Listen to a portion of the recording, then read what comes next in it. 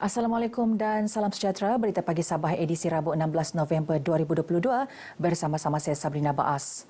Kerajaan Gabungan Rakyat Sabah dan Barisan Nasional GRSBN mempunyai agenda yang lebih besar dalam menentukan pembangunan dan kemajuan di daerah sempurna. Hasrat tersebut hanya boleh diterjemahkan melalui perpaduan dan kesepakatan penduduk dalam membawa perubahan di daerah berkenaan. Kita tawarkan, ingatkan rakyat sempurna supaya memberi peluang kepada calon-calon daripada parti kerajaan. Kerana bagi kita mempunyai agenda yang lebih besar di hadapan, iaitu untuk membawa kesejahteraan kepada rakyat.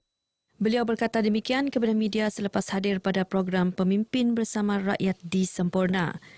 Antara projek yang diberi perhatian adalah penyusunan semula Kampung Bangau-Bangau dan Simunul, pembinaan lebih banyak menara jaringan jalur lebar dan mengutamakan projek jambatan Pulau Bumbum. Sementara itu, rakyat negeri ini diseru untuk terus memberi sokongan padu kepada Kerajaan Gabungan Rakyat Sabah Barisan Nasional GRSBN. Timbalan Ketua Menteri Datuk Seri Panglima Dr. Joakim Gunsalam berkata, ia demi meneruskan kesinambungan kemakmuran negeri dan kesejahteraan rakyat Sabah.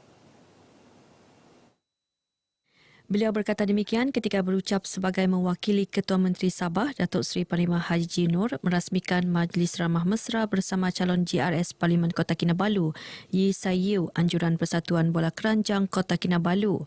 Menurut Datuk Dr. Joakim, kerajaan GRSBN berjaya meningkatkan pendapatan negeri kepada 5.49 bilion ringgit tahun lalu dan diyakini boleh mencecah 6 bilion ringgit tahun ini. Dalam tempoh kurang 2 tahun, kerajaan GRSBN juga berjaya menarik pelabur asing dari negara China, Kibing Solar dan Korea Selatan SK Nexilis melibatkan kilang kaca atau solar panel dengan nilai pelaburan 6.2 bilion ringgit. Parlimen Lahad Datu amat memerlukan sebuah pusat latihan kemahiran bagi membolehkan belia mengembangkan bakat dan kemampuan mereka dengan kemahiran yang sesuai. Pusat latihan tersebut juga perlu menjadi perintis terhadap aplikasi teknologi terkini selain menjadi pusat kursus dan latihan.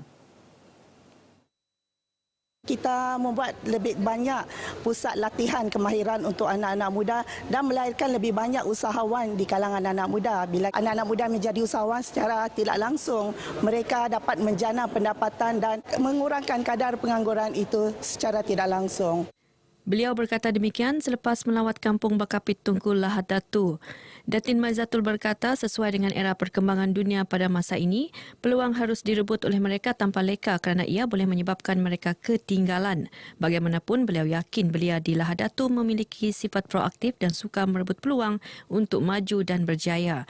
Menerusi PRU ke-15, Datin Maizatul mewakili Barisan Nasional bagi Parlimen Lahad Datu berhadapan Datuk Muhammad Yusuf Abdal dari Parti Warisan dan Sia Yu Hok mewakili Harapan. Sejumlah 3.3 juta ringgit sumbangan Food Bank diagihkan Yayasan Pembangunan Ekonomi Islam Malaysia YAPIM Sabah tahun ini bagi membantu masyarakat di Sabah.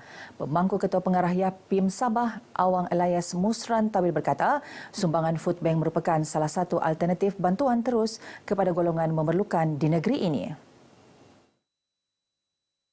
Kita sekarang lebih menjurus kepada daripada membagi ikan, lebih baik kita membagi kail ikan, pancing. Jadi itu yang dalam hala tuju YAPIM, kita lebih bergerak kepada pembangunan keusahawanan. Beliau ditemui pemberita selepas mengadakan kunjungan hormat terhadap Yang di-Pertuan Negeri Sabah Tun Dr. Johar Datu Mahiruddin di Istana Seri Kinabalu. Terdahulu, Presiden Persatuan Jururawat Sabah Sana Hajat Tambel alias Tomblong Ngadiran dan rombongan mengadakan kunjungan hormat bagi memperkenalkan jawatan kuasa Sana sesi 2022-2024 yang baharu dilantik selain memaklumkan perkembangan persatuan berkenaan. Kami membantu jururawat yang sedang bertugas tu untuk menyampaikan perkhidmatan kesihatan kepada masyarakat terutama di luar bandar. Walaupun kaya besar kami tetap orang kata menyumbang kepada profesion. Setakat Oktober lalu, Sana mempunyai lebih 10,000 ahli. Perkembangan semasa COVID-19, Sabah kembali merekodkan angka harian melepasi 200 dengan 212 kes baru semalam. Angka harian lebih tinggi itu disebabkan peningkatan kadar penularan kepada 11.18% melibatkan 1,897 sampel ujian. Berdasarkan kenyataan Menteri Kerajaan Tempatan dan Perumahan Datuk Seri Panglima Masidi Manjun, sebanyak 4 daerah merekodkan kes 2 angka, manakala hanya 5 daerah tidak merekodkan sebarang jangkitan baharu. Sebanyak 206 kes baharu dalam kategori 1 dan 2 serta masing-masing 3 kes dalam kategori 3 dan kategori 4. 1 kes kematian direkodkan di Beaufort. Majlis Amanah Rakyat MARA menyokong usaha kerajaan negeri untuk memastikan sekurang-kurangnya 30% belia di Sabah terlibat dalam bidang keusahawanan dan perniagaan. Pengurusinya Datuk Seri Panglima Azizah Mohamadun berkata, sokongan itu termasuk memperkasa program keusahawanan dan latihan kemahiran disediakan MARA selain menyalurkan bantuan pembiayaan kewangan kepada golongan belia yang berminat dalam bidang tersebut.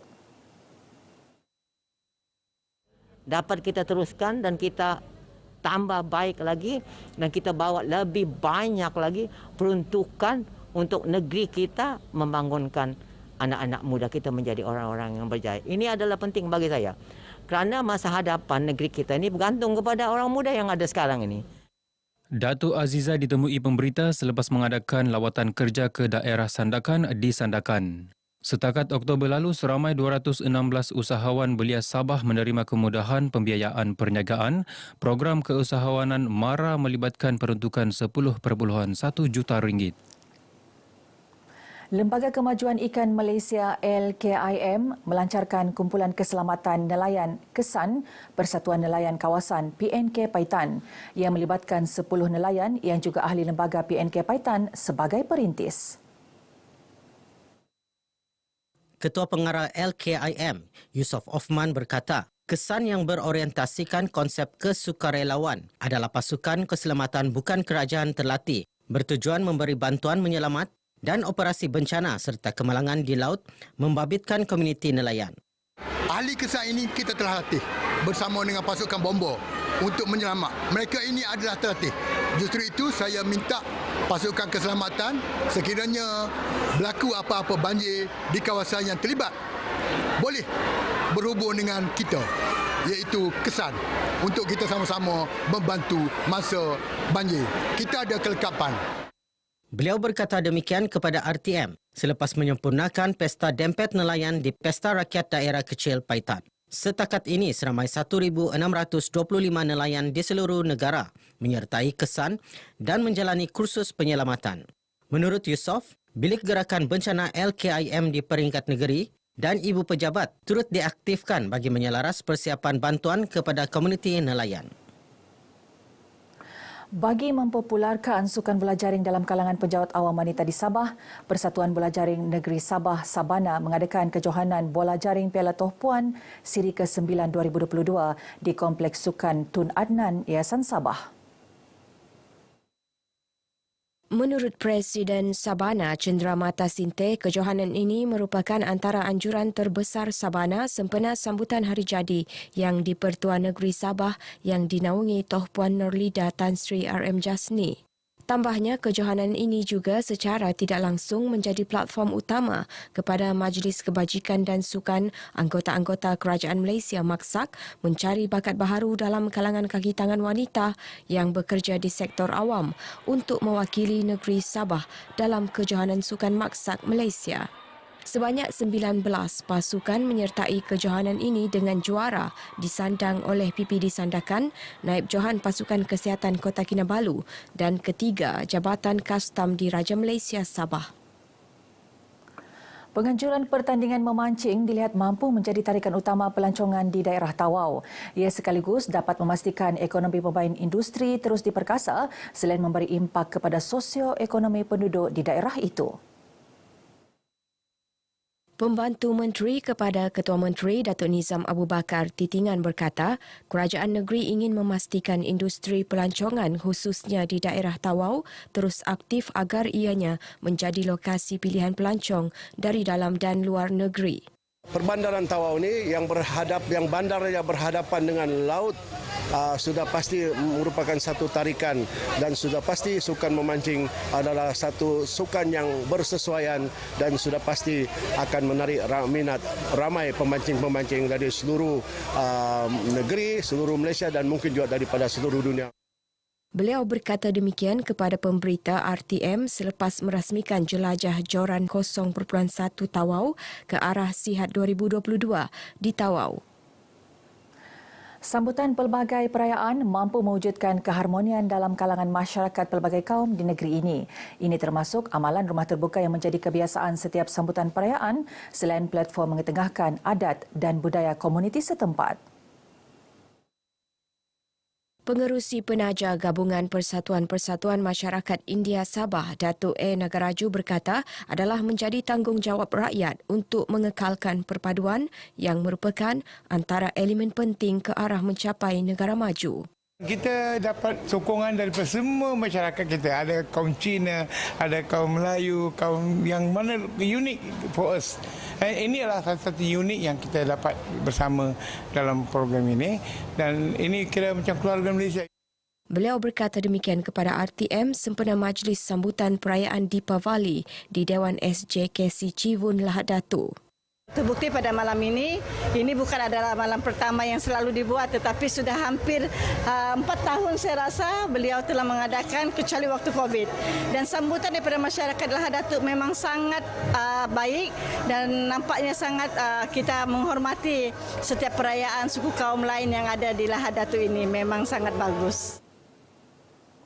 Paparan itu mengakhiri berita pagi Sabah. Saya Sabrina Baas. Salam hormat.